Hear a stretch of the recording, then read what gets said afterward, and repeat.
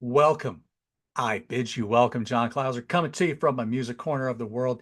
And today I want to pay tribute to what I believe is probably one of the last of what I call the golden era of the crooners, um, the just the easy listening singers, kind of, all in that vein of like the Frank Sinatras, the Bing Crosbys, the Nat King Coles, the Dean Martins, the Andy Williamses, the Perry Comos. Today I want to pay tribute to Johnny Mathis. March 26, 2025, it was announced via Johnny's social pages that he would be that the curtain is going to come down and he is going to retire from performing. The fact that he will turn 90 years old on September 30th of this year, and they listed memory issues. So my thoughts and prayers go out to Johnny about that. So, with that said, I want to take time and talk about Johnny Mathis. So, if you're a metal guy and you're thinking I was going to talk about something metal like Wasp or Iron Maiden or whatever, go ahead and just tune out now because I am not going to talk about. The only thing metal about this is probably going to be how I look. So, I'm just going to give you that heads up right now. And John Royce Mathis, born September 30th, 1935, in Gilmer, Texas. He was the fourth of seven kids. When he was five, his family would relocate to the San Francisco area, where he would go on to excel in sports, namely basketball, hurdles, and high jump. Where his dad also worked in vaudeville.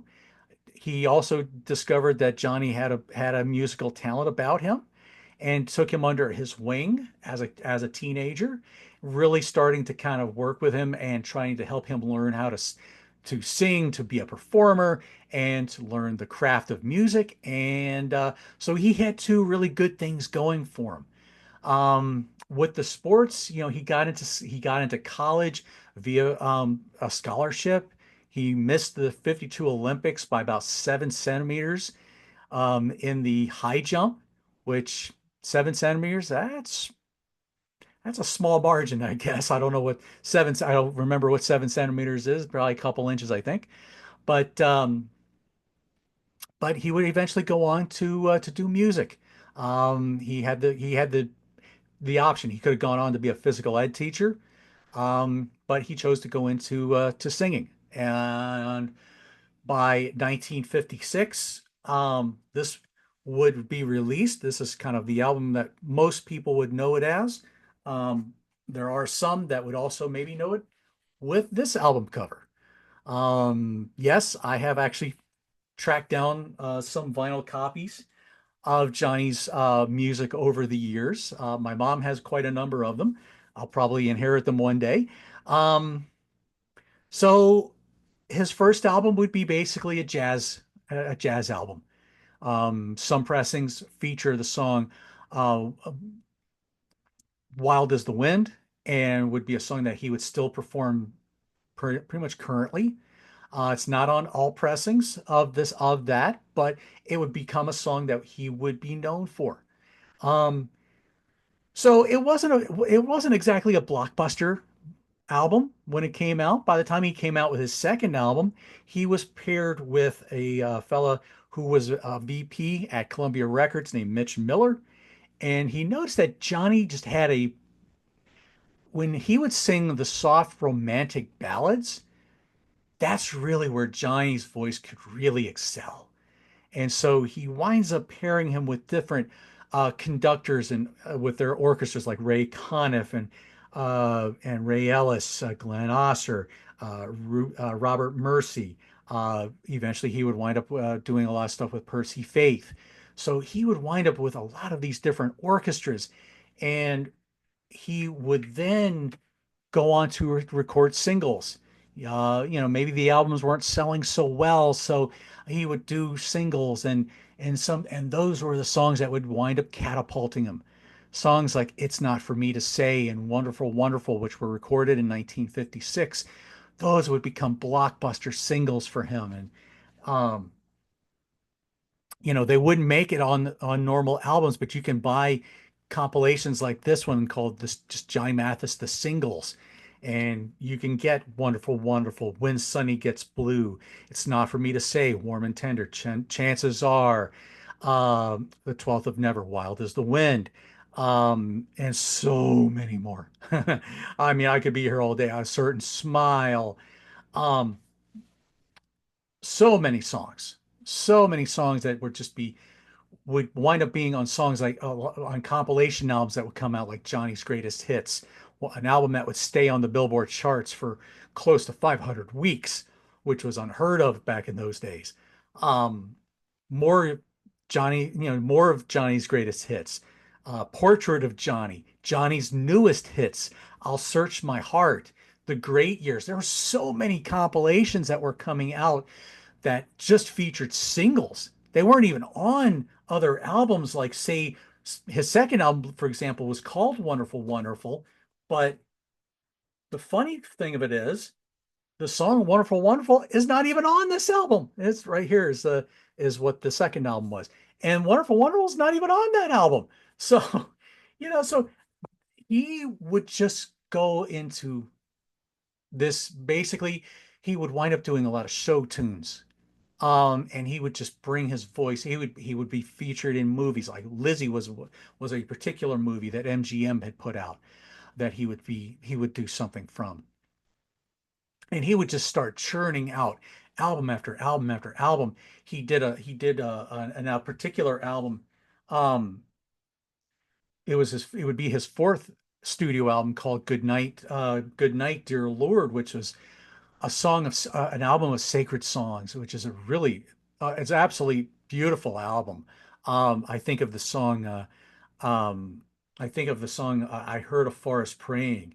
And I think the first time I ever heard that song, I was just driven to tears. He would do some other albums. Probably one albums that um, in my opinion is probably one of the best albums of this kind of music was when he would do Merry Christmas, Johnny Mathis. This is He's released a number of Christmas albums. Um, this would be like a 2 or 3 CD compilation of all of his Christmas albums that he had put out um, up to that point, that you can find, I believe, on Real Gone Records, or Real Gone Music, actually. You may still be able to come across this. His very final album actually was also a Christmas album called Christmas Time Is Here.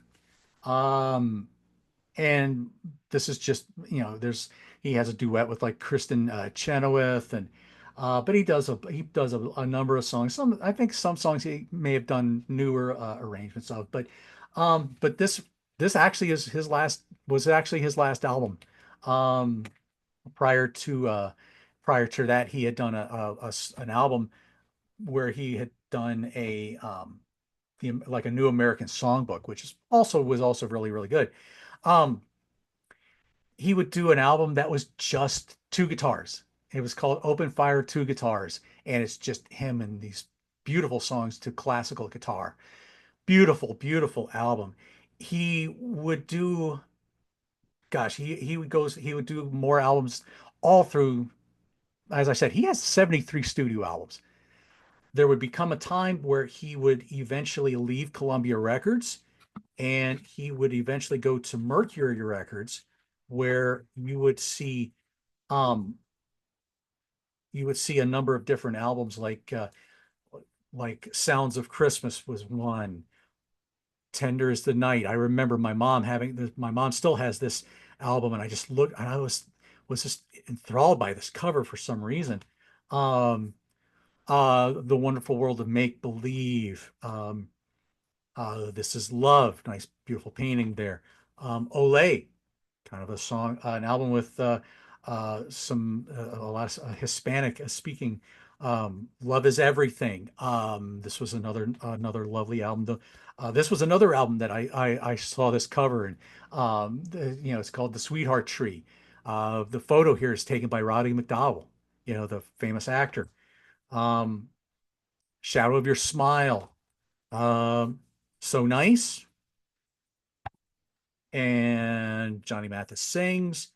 And then this was a Broadway album that was had gone previously unreleased, um, which features a song that I would come to hear late to probably about 2011, and it was a song called "She Loves Me," which is just this really upbeat, just man, just a charging number, and Johnny just sings the heck out of that song. It's just a beautiful song.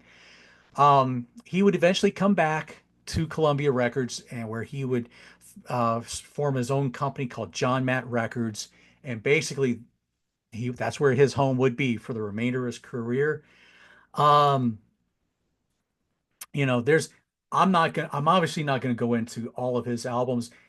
He basically just became someone who he just he just kind of recorded songs with an orchestra or a band and what have you, and he would just do a lot of songs in his own style. So many of these artists would be doing albums like this, but Johnny would just add something special to those songs with his own voice. And there are so many songs I can think of off the top of my head where the first time I ever heard those songs was Johnny's versions.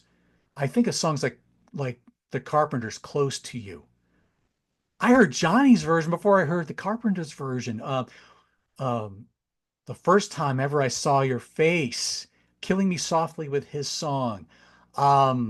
Evil Ways. He recorded a song called "Evil Ways" that was on Santana's first album. Let me think. What was some others that Me and Mrs. Jones, Summer Breeze, would be songs like that. Um, so there would be a lot of stuff like that's how I first heard a lot of these classic songs. And so Johnny just was my mom's favorite. Uh, just you know, she's seen him many times in concert, and so yeah, there's she's probably got a lot of albums that I don't have. It's like I said, I'll probably inherit one day, but um, it's just there's just so much warmth and so much comfort when I listen to Johnny Mathis. So when it was announced that he was going to retire due to his health, um, one album that I decided to pull out was and I've been fortunate enough to have my wife who works at a thrift store. Somebody brought a number of Johnny Mathis albums in, and she was able to get them at a very reasonable price. Um, but this was one that I put on yesterday, "Love Story," and he's this is where he sings the song, the song from the movie Love Story. It's called "Where Do I Begin?" And every time I've heard that song, I always think of my parents, and I it's hard for me not to feel emotional when I hear that song, and I for some reason I think because I heard it around my when my dad's health was ailing and he was close to passing away. That anniversary is coming up on April 1st, but I just felt so sad that he was retiring. But again, he's almost 90 years old. God bless him. I'm thankful that he was able to stay there, but I mentioned that he still had a voice. His voice had was still there. I think of the song "Misty," which is one of his all-time favorites to perform by so many people. Love it when he plays Misty. And there's a part in the song where he pulls that microphone away and he just hits this note, this high note, and he just kind of leans back and he hits this note, and it just brings the crowd to their feet because he can still hit that note, and and it still reverberates. Even at 89 years old, he was still able to do that. Um, Songs like 12th of Never and wonderful, wonderful. And it's not for me to say. There's so many songs that just they have always have such a warm spot in my heart. Um, Before my dad passed away, he's I he would we would play this channel on TV that had a lot of it was just one of those radio channels that played a lot of easy listening and big band jazz, which was what my dad was really into. And we kind of joked about it. And, it's a shame that they don't play Johnny Mathis. And he said, well, why don't you put that videotape in? And we all looked and said, oh yeah, duh. I had gotten my parents a 50th anniversary DVD of him being in the business. And we put that in the DVD player, and my brother, my mom and dad and I all watched this video. And at certain songs, some of us had, except for my dad, he was pretty much in and out of consciousness by that point. But he there were a lot of tears in the room that night. A lot of songs took special memories. For me, he would do a version of I believe it was Art Garfunkel that originally recorded the song, but he would do this song called 99 Miles from LA. And it would be a song he would pull out with his he had a fellow that played classical guitar. Um, I can't think of his first name. Rieger, I think it was his last name. I just can't think of his first name. And he was his like his musical director kind of thing, and he was by Johnny's side all the time. And it was they would always do this little interplay where he would um, Gil Rieger, I believe his name is, where he and Gil would come up, and he would play the classical guitar, and Johnny would kind of hold the microphone between the two, and Gil would do backing vocals with Johnny. And it was just always so beautiful to watch them do that. And I'm sorry. um but I love the song 99 Miles to LA. And I'm not even going to try to sing the song because I'm feeling emotional trying to just hearing and thinking of the song. But anyway, he would just do so many songs and so many albums. I would introduce my mom to the Tony Braxton song "Unbreak My Heart," and Johnny just did it in such a way that when my mom heard it for the first time, she was just so taken back by it. She wasn't familiar with the song originally, and she just still to this day loves to hear that song. So she was very thankful that I introduced her to that. But I think of a song from the New American Songbook that I would go come to love. And he did the song. It was called "Just the Way You Are." And no, it's not the Billy Joel song. It was a song done by Bruno Mars.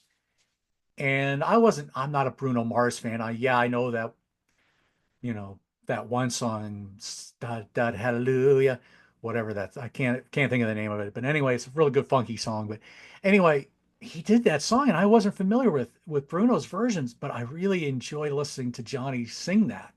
It was another song again, kind of really brought tears to my eyes, and it really just warmed my soul. Um, but yeah, you don't think he's got a lot of albums? Yeah, I splurged for this box set many, many moons ago, and it was the Columbia years. It's uh, number 722 of 1500 that were made, and it was just something that I was like, yes, I feel like I needed to have that.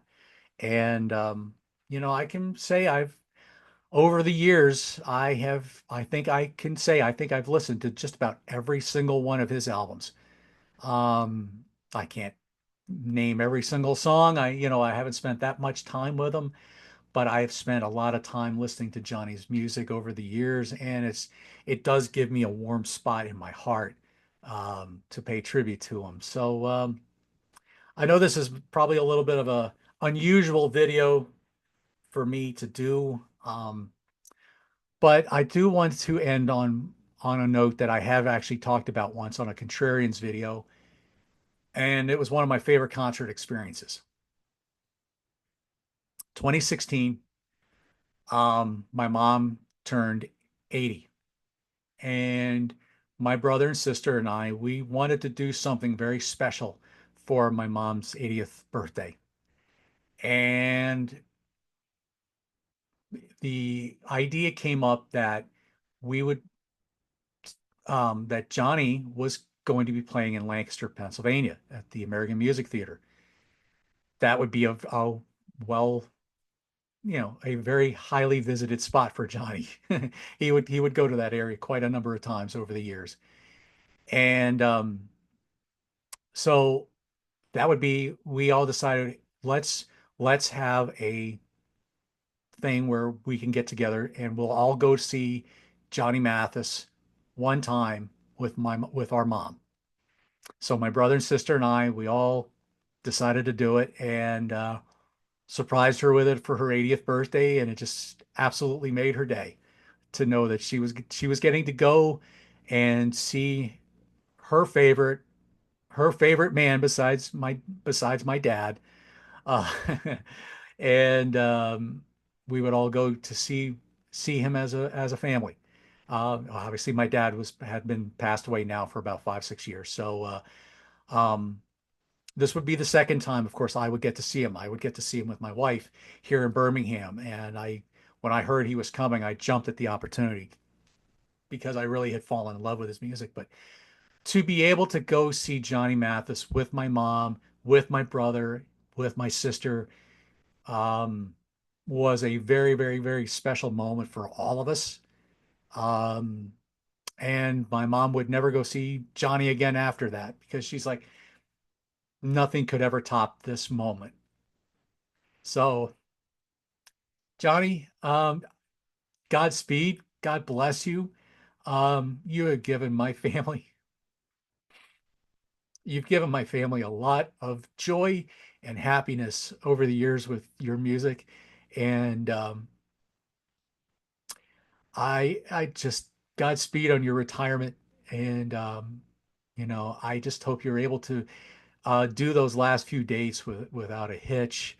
Um, his last gig is going to be on May 18th of 2025 in Angleton, New Jersey, I believe it is. Um, Only 2 hours away from where my mom lives, but I know she won't go see him. And because again, not without the family, it just wouldn't be the same. But anyway, I hope you've enjoyed this video of me just talking about Johnny and what he is meant to my family and what his music has meant to me and what it will continue to mean for me. So it's not for me to say. Chances are I'm going to be listening to some more Johnny Mathis later today. So thank you all for watching, and I'll see you soon. Take care.